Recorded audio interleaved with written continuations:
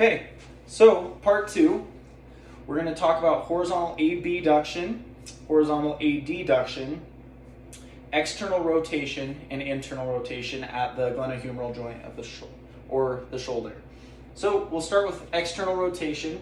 External rotation is from 0 to 60 degrees.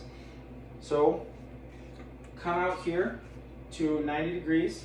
I like to start with it in plane of scaption and allow this hand to fall into my hand completely passively and just allow that weight into that 60 degrees. And for if they have a healthy shoulder and they're on the min protection phase or getting towards moderate protection, will be down here in the horizontal plane of the body. There you go. And internal rotation, for the sake of the video, I'll stand on this side. Normally I would stand where I was before, but allow the hand to come this way. Good. Internal rotation is 0 to 80 degrees. Good. Next up is horizontal abduction. So for horizontal abduction, or adduction, excuse me, we'll start with horizontal adduction since she's already on her back.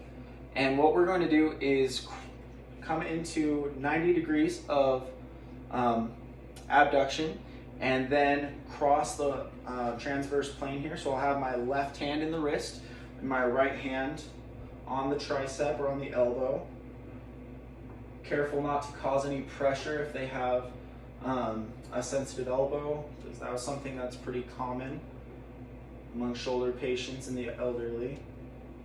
We'll cross the body. I call this a seatbelt or a deodorant stretch or motion.